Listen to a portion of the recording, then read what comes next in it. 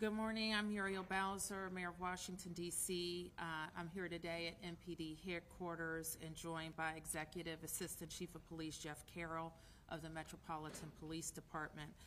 We are here to provide an update on two shootings that happened yesterday evening. The first in the 900 block of K Street Northwest, and less than 2 hours later in the 300 block of N Street Northeast. I want to start by sharing my deep sadness and condolences to the victims of these shootings.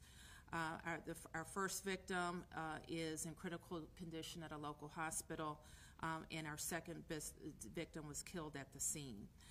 The violence that we saw yesterday was senseless and tragic, and we know that two families are experiencing an unthinkable tragedy. I want to thank the members of the public who came forward and provided tips to MPD to allow them to develop a suspect. MPD worked quickly to identify that suspect and get all vehicle information and photo information out to the press and the community.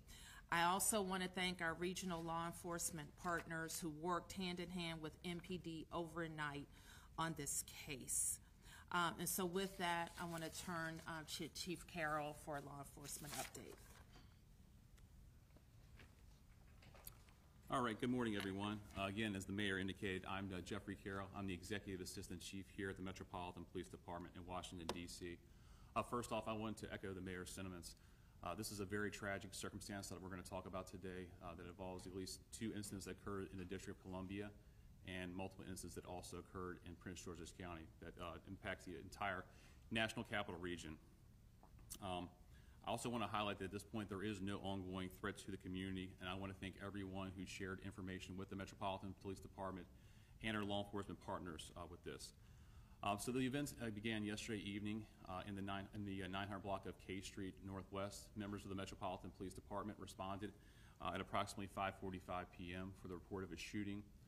Once on the scene, the officers and detectives began to investigate the scene and the information that we had there, and what we were able to discover through interviewing witnesses and video footage is that an individual who had been sitting in the area entered a vehicle that was parked and waiting in the 900 block of K Street, was in that vehicle for a short period of time, during which they discharged a firearm and shot the individual inside that vehicle. The suspect then fled from that vehicle, exited, and fled eastbound from the location. The driver of the vehicle then exited the car, walked to the sidewalk where they collapsed, and officers arrived on the scene. From that scene, we began to investigate and determine more information related to that. What we also learned through our subsequent investigation is at approximately 7:05 p.m., this same individual was in the 1000 block of 3rd Street Northeast, where he attempted to conduct a carjacking. In that case, he was unsuccessful, and he fled and ran from the scene. Approximately 10 minutes later, he then was in the 3rd and N Street Northeast area, where he approaches two individuals that are outside of the vehicle, displays a firearm, demands the vehicle, and then he shoots a male individual. He then takes the vehicle and he flees from the scene. The individual that was shot on the scene subsequently is pronounced dead. We begin to immediately comb through video footage, interview witnesses that were there on the scene, and during our preliminary investigation, we start to piece together that this may be linked between the individual that was observed on the K Street scene and the individual on the 3rd and N Street scene.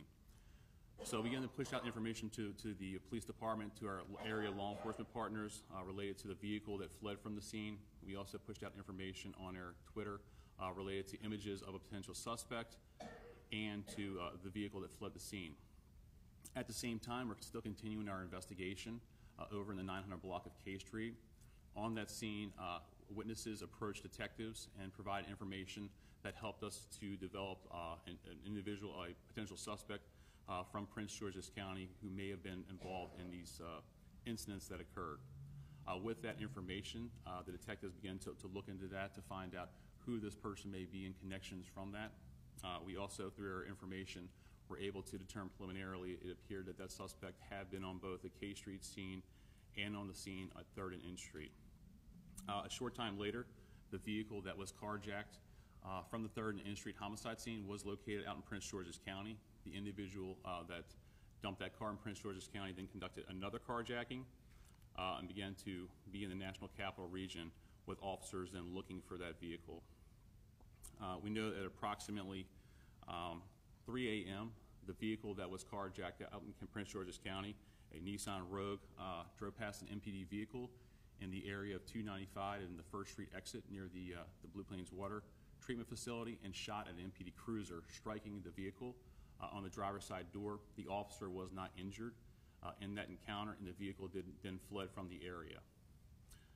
After that, a short time later, still looking for the vehicle, officers in the National Capital Region were able to locate that vehicle out in Prince George's County, Maryland, where we are aware that members of the New Carrollton Police Department had an encounter with that suspect, ultimately resulting in a police-involved shooting, where they have more details about the actual incident that occurred out there.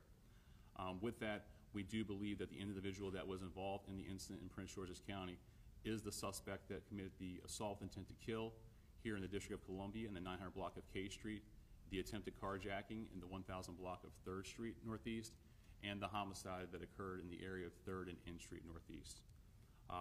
And with that, those are the facts of the case. I would ask that anyone who does have information who may have been in the area of any of these locations, please contact the Metropolitan Police Department to share any video or information they may have at 202-727-9099. With that, I'll turn it back over to you, Madam Mayor. The chief can take any questions. Sure. Chief, could you walk us through again kind of the timeline? Because it seems like there were maybe 4 locations in D.C. and 2 in PG. So Yep. it appears, and correct me if I'm wrong, at 900 K Street around 5:45, you had the first incident. Is that correct? That's correct. And that's where somebody was critically shot inside the car. That's correct. And the suspect fled on foot from there. Then it seems like there was another attempted carjacking. Is that right? Yes, that's correct. Is that Florida and 3rd? Yes, the 1000 block of 3rd Street of Florida and 3rd Street area. Okay. Was there a shooting there, or? No, in that case, a firearm was displayed, but there was not a shooting there. Okay. And then the 3rd location is New York and 3rd? It's the 1200 block of 3rd Street or 3rd and N Street Northeast, so right up. Fatal carjacking shooting. Yes, this is the shooting. In the car there. That's correct. Okay. At some point after that, he's driving by Blue Plains. Yes, at approximately 3 o'clock in the morning, that the vehicle that he stole or carjacked from the homicide that occurred at 3rd and N, he took out into Prince George's County. He dumped that vehicle. He got another vehicle. He conducted another carjacking. Eventually, there is a vehicle he's involved in out in the county that comes back in. It's a Nissan Rogue. That is the vehicle that was located out inside New Carrollton. That vehicle drives past the MPD cruiser and discharges a round, shoots at an officer. Does it hit the car? It does hit the car on the driver's side door. But nobody is injured? The officer was not injured. Was there a car chase involved at any point? There was not a car chase involved at that point. Okay. Now he goes back into Prince George's County where he's spotted by New Carrollton. Yes, there was an encounter with New Carrollton Police. And I should say, throughout the evening, we were coordinating with our law enforcement partners, obviously trying to locate where this vehicle was. Some of the challenges were the multiple vehicles that were changing and even crossing the jurisdictional boundaries. Some of the methods that we used to try to locate the individuals were not successful. And is the suspect deceased? At this time, that's involved in the police-involved shooting on Prince George's County. I don't have that information. That's something to follow up with the Prince George's County authorities. I appreciate your time. Yep, absolutely.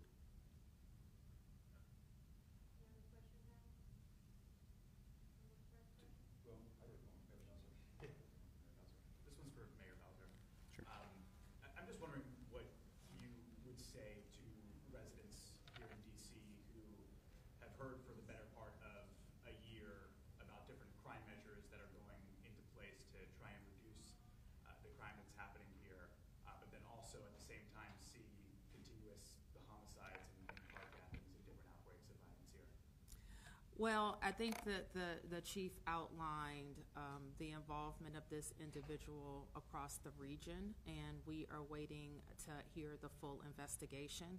Obviously, we have a person who has a gun and was discriminate in using that gun in the district, and we have families who are suffering because of it.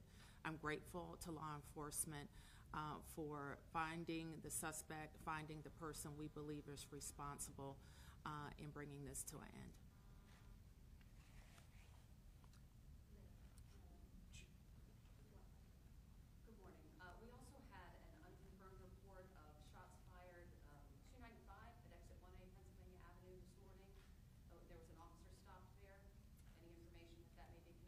Sure, so that's the one I spoke about. So exit 1, yeah, so on 295 at exit 1 is actually where it was at.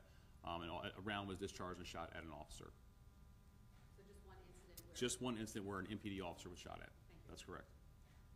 So Chief, why did the officer not engage in a pursuit after he was fired, or he or she was fired upon?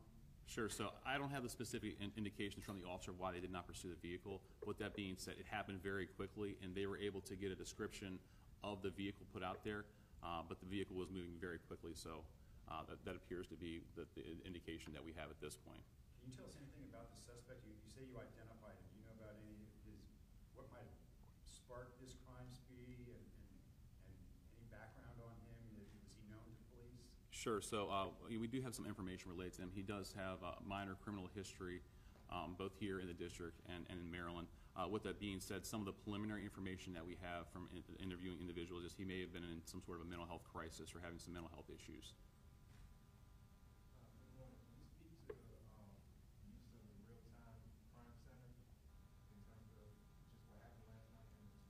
Sure, absolutely. So our real-time crime center is not activated yet, but situations like this is where the real-time crime center will be pivotal. And with that being said, the information sharing that it provides. So right now we have our command information center, which is activated 24 hours a day, and that's the hub where information passes through. But with the upcoming deployment of our real-time crime center, what that will do is, in situations like this, not only we have our internal resources, but our partners like Prince George's County and the other law enforcement agencies will be right there. So that helps to facilitate more real-time information sharing and the availability to access systems Control room, through can their you please talk to me? I'm not sure what you want from me right now. I'm ready to go live if you need me to, but I need some direction. Faster and to connect information between the scenes with that. We can do it back here, but Sure. So right now, tentatively, we expect to launch the real-time crime center sometime in the middle to end of February or beginning of March. Obviously, we want to make sure that we have everything in place to ensure that it is ready and operational. And with that, I do want to be clear. We do have methods in place right now to share information to get that, but this will really help to enhance what we'll be able to do in the partnerships and that information sharing, really, by having that person there instead of having to call through resources and passive or BOLOs and informational awareness. They'll be in the same room with us. Just one more point for clarification, because we're dealing with so many vehicles here. Sure. So the third and N Street, where it was a carjacking and the victim was shot and killed. Yes. He flees in the car, but then he dumps the car and carjacks another vehicle in Prince George's County, or carjacks another vehicle in D.C., and that vehicle is the Nissan Rogue. Sure. So what happens is he carjacks the Chrysler, the 2016 Chrysler 2000 that was taken in the homicide. That vehicle is recovered out in Prince George's County in Tacoma Park. The suspect, he left the vehicle there, and then he carjacks a Toyota Camry in Prince George's County.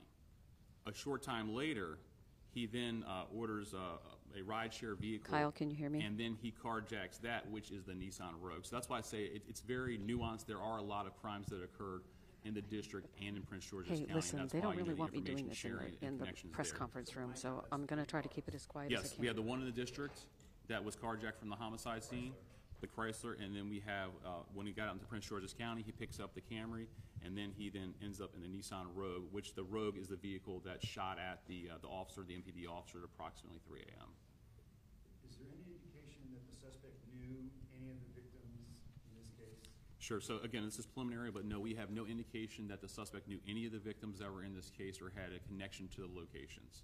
And then can you tell us anything demographically about the suspect? Is it juvenile, adult, D.C. resident, Maryland resident? Sure. I can just speak, as I said, because due to the notifications of the next of kin and the situation out in Prince George's County, what I can say is we do know that the suspect is an adult. The information that we have is he does reside inside Maryland, Prince George's County. Just a quick question. The victim in the incident on K Street, are they still alive or are they dead? Yes, he's in critical condition, still in the hospital. Thank you. Thank you. One last question. Over the last year, you've had so many different carjackings. You've seen the rise in D.C. Is there anything that you've been able to put into play over the last 6 months or so that was helpful in this? Sure. I mean, I think the coordination and the partnerships that we built with both our local law enforcement officers and the FBI to share information. You know, in this case, we had a lot of resources, not just MPD resources, but working with our resources and our federal partners as part of the Capital Area Regional Fugitive Task Force to try to locate this individual. And that's like, things like that are specifically made for this region, right? To have various law enforcement agencies and federal law enforcement agencies working together in an attempt to locate this. So I think that the bringing about the Real-Time Crime Center will help to enhance that, but really it is built on those relationships and the investigations with this. This one was very unique, as I mentioned, because of the motivation is a little different than what we've seen in these other carjackings, where it does appear to be more of a mental health situation than a going out to commit carjackings or to commit a crime for financial gain or to get a vehicle. So it's a little different than what we have seen. We can go over that Afterwards. when we wrap up, if you still have questions. Yep. Thank you. Yep, thank you. If Ready. there's any update on the rabbi that was attacked on Sunday at all? So, yeah, so at this point, we don't have any updates with that, but we can follow up with you and get some more information to Gotcha. you if you have specific questions. Thank you. You.